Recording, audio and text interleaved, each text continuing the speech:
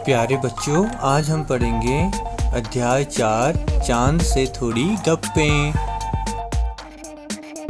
शमशेर बहादुर सिंह जी का जीवन परिचय।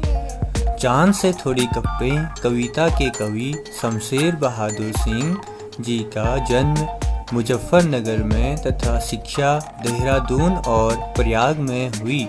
ये हिंदी तथा उर्दू भाषा के विद्वान कवि थे तथा इनकी शैली अंग्रेजी कवि एजरा पाउंड से प्रभावित है। इन्हें अपने लेखों के लिए साहित्य अकादमी पुरस्कार, कबीर पुरस्कार तथा मैथिली शरण गुप्त पुरस्कार से भी सम्मानित किया गया है। चांद से थोड़ी गप्पें कविता का सारांश। प्रस्तुत कविता हिंदी साहित्य के प्रसिद्ध लेखक और कवि श्री शमशेर बहादुर सिंह द्वारा लिखी गई है। इस कविता में एक 10-11 साल की लड़की को चांद से गप्पे लड़ाते हुए अर्थात बातें करते हुए दिखाया गया है। वह चांद से कह रही है कि यूं तो आप गोल मटोल हैं, परंतु थोड़े तिरछे नजर आते हैं। आपने इन तारों जड़ित अवकाश का वस्त्र पहना हुआ है तथा उसके बीच में से आपका केवल ये गोरा चिट्टा और गोल मटोल चेहरा ही दिखाई देता है। वो चांद से कहती है कि हम जानते हैं आपको कोई बीमारी है, तभी तो आप घटते हैं तो घटते ही चले जाते हैं और बढ़ते हैं तो बढ़ते ही चले जाते हैं।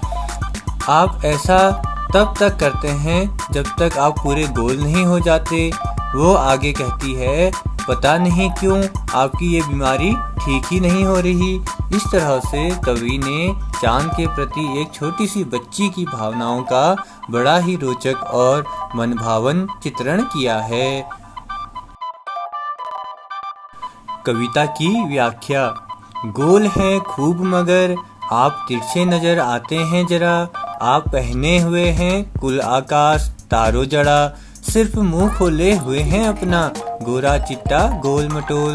आपकी पोशाक को फैलाए हुए चारों सिमत। यानी इसकी व्याख्या देखते हैं। चांद से थोड़ी गप्पें कविता के प्रथम पद में बालिका चांद से कह रही है कि यूं तो आप गोल हैं, फिर भी थोड़े से तिरछे दिखाई देते हैं।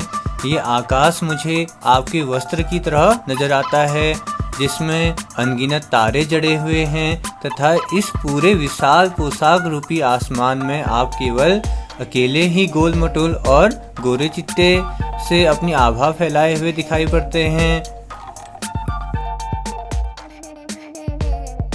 आप कुछ तिरछे नजर आते हैं, जाने कैसे। खूब है गोकी वाह जी वाह, हमको बुद्धो ही निरा समझा है। हम समझते ही नहीं जैसे कि आपको बीमारी है। इसकी व्याख्या देखते हैं। चांद से थोड़ी सी गप्पें कविता के इस पद में लड़की चांद से कहती है कि ये जो आप थोड़े से तिरछे नजर आते हैं, अच्छे तो लगते हो, पर हमको आप बेवकूफ मत समझना। हम सब जानते हैं कि आपका ये तिरछापन आपकी किसी बीमारी की वजह से है। आप घटते हैं तो घटते ही चले जाते हैं और बढ़ते हैं तो बढ़ते ही चले जाते हैं। दम नहीं लेते हैं जब तक बिल्कुल ही गोल ना हो जाए। बिल्कुल गोल, यह मर्ज आपका अच्छा नहीं होने में आता है। इसकी व्याख्या देखते हैं। चांद से थोड़ी सी गप्पें कविता के इस अंतिम पद में बालिका चांद से कहती है कि आप घटते हैं तो घटते ही चले जाते हैं और बढ़ते हैं तो बढ़ते ही चले जाते हैं। पता नहीं आपकी ये बीमारी ठीक ही नहीं हो रही है। अतः छोटी बालिका चांद के घटते और बढ़ते रूप को एक बीमारी समझ रही है। कठिन शब्दों के अर्थ। जरा यानी थोड़ा, तारों चढ़ा यानी तारों से भरपूर, कुल यानी सारा, चिट्टा यानी एकदम सफेद, मटोल पूरा गोल, पोशाक वस्त्र, सिमत दिशाएं, गोकी हालांकि या यद्यपि, बुद्धू बेवकूफ, निरा पागल, दम सांस, मरज यानी मर्ज और बीमारी।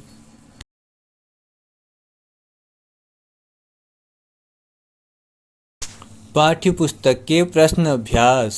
कविता में आप पहने हुए हो कुल आकाश कहकर लड़की क्या कहना चाहती है? कविता में लड़की कहना चाहती है कि चांद तारों से जड़ित संपूर्ण आकाश रूपी वस्त्र को पहने हुए हैं। प्रश्न संख्या 2, हमको बुद्धू ही निरा समझा है कहकर लड़की क्या कहना चाहती है? इसका उत्तर होगा, लड़की यह कहना चाहती है कि चांद उसे बुद्धू ना समझे, वह चतुर है और जानती है कि चांद को कोई बीमारी है। प्रश्न संख्या 3, आशय बताओ, यह मरज आपका अच्छा नहीं होने में आता। इस पंक्ति का आशय यह है कि लड़की को लगता है कि चांद को कोई बीमारी है जो कि ठीक ही नहीं हो रही है, क्योंकि यदि वो घटते हैं तो घटते ही रह जाते हैं और बढ़ते हैं तो बढ़ते ही चले जाते हैं जब तक कि वो पूरे गोल ना हो जाएं। प्रश्न संख्या 4, कवि ने चांद से गप्पे किस दिन लगाई होगी? इस कविता में आई बातों की मदद से अनुमान लगाओ और उसका कारण भी बताओ। तो इसका उत्तर होगा, कवि ने चांद से गप्पे निम्नलिखित दिनों में लगाई होगी। तो दिन कौन सा होगा? पूर्णिमा। उसका कारण था कि इस दिन चांद पूरा गोल नजर आता है। जिस दिन उसने पूरा गोल देखा होगा तो उस दिन कौन सा दिन होगा? पूर्णिमा। और अगला है अष्टमी से पूर्णिमा के बीच, यानी कि इन दिनों में चांद कुछ तिरछा दिखाई देता है। कहानी से आगे। प्रश्न संख्या 1 है, कविता में बालिका ने चांद की पोशाक किसे बताया है? इसका उत्तर है, कविता में बालिका ने पूरे आकाश को चांद की पोशाक बताया है।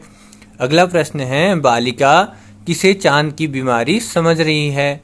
इसका उत्तर है, बालिका चांद के तिरछेपन को उसकी बीमारी समझ रही है।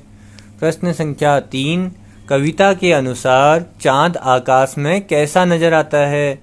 इसका उत्तर है, कविता के अनुसार चांद पूरे आकाश में गोल मटोल और गोरा चिट्टा सा चमकता हुआ नजर आता है।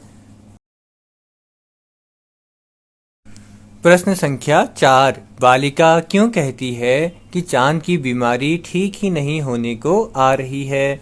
इसका उत्तर है, बालिका ऐसा इसलिए कहती है क्योंकि चांद घटता है तो घटता ही चला जाता है और बढ़ता है तो बढ़ता ही चला जाता है जब तक कि वह गोल ना हो जाए। उसे ये एक बीमारी जैसी लगती है।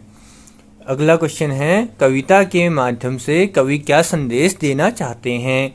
तो इसका उत्तर होगा, कविता के माध्यम से कवि प्रकृति और मनुष्य के बीच के अद्भुत रिश्तों को एक छोटी सी बालिका के चांद के साथ संवाद के द्वारा चित्रित करना चाहती है।